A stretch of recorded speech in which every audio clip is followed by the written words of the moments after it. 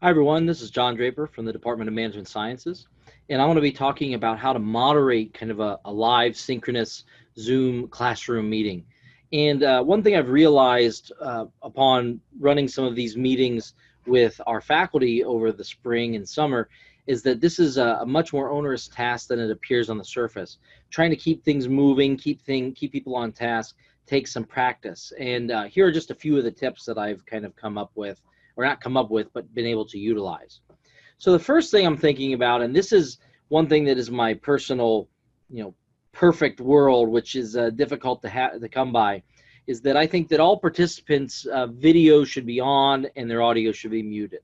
The reason is that if we want to recreate the in-person experience, it's really hard to do that when we see a lot of names on the screen.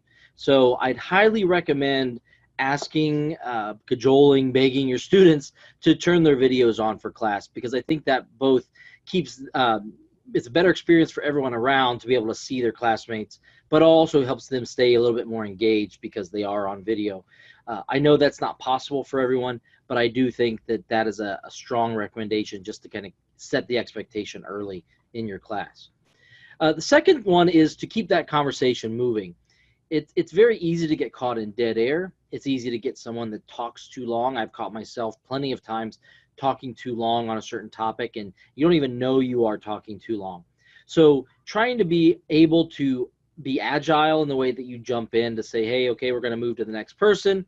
What I'd really recommend is, in addition to that, is setting expectations early on. When a student wants to speak, what is the protocol for speaking? Do they raise their hand? Do they enter something into the chat? Do they just wait to be called on? If they want to make a comment, what's the proper protocol? We don't really want them interrupting, just like you wouldn't want to be interrupted while you're presenting something. But you want to know, how are you going to allow them to contribute to the conversation? Once you set those expectations, that's wonderful, but it's absolutely essential that you stick to them.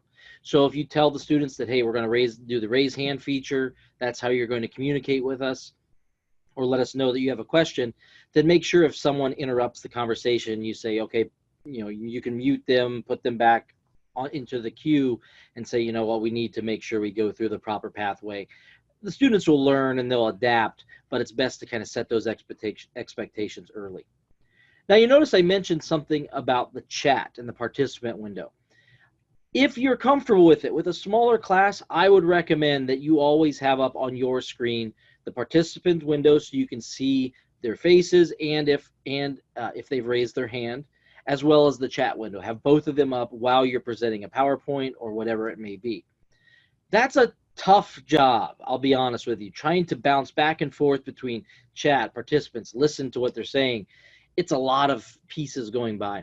So I do recommend that if you have a larger class or you feel that you're not quite up to that task at the very first day, is have a chat or participant monitor in the class. Essentially, task someone in the class with to have those windows up and say, for today's class, you're going to be in charge of that. And that person can kind of interrupt or at least bring to your attention, hey, somebody's in the chat, they asked this question, or this person has their hand raised. I recommend that you use the raise hand feature if you ask a question, so students can raise the hand if they want to answer it, or if they have a question for you, so you can kind of keep an idea of, hey, this person has a question, and it does keep them in order when their hands are raised. If they do have to contribute something to someone else said, that one is a little bit tougher. And the way that I'm using right now is I'm asking people to chat that, hey, I want to contribute something to this conversation right now. So at least I can be more agile in how I point to them next and say, okay, well, this person wanted to comment on that. How would you do that? So they can kind of jump the line and keep it in the flow of the conversation.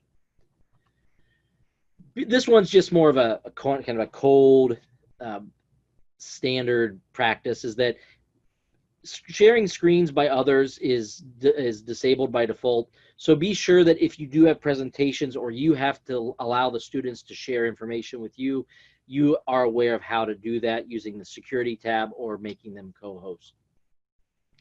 Awareness is key. That's why we have that moderator, or if you're not able to monitor that, but monitor that participants, monitor the chat, be aware of what's going on in the classroom. Don't be afraid to cold call a few people if you're comfortable with that, and if that's been the expectation you have set, just to kind of keep people focused in on the class. I have here, make use of the private chat if a student needs reassurance. What I mean by that is if we have 5 hands raised, sometimes the students don't quite see that, or if someone's chatted something to you separately, they might think that their question has been forgotten. And a lot of times I'll do, while someone's talking, I will chat to a student to say, I haven't forgotten about you. You're next in line. Or I have 2 people before you, then I'm going to you, just to kind of give people an idea of where they fall in the queue that you've kind of formed in your mind. And above all, when all of this is said and done, the key is that practice makes perfect. This is not a skill that you'll develop by just popping in and just get right to it.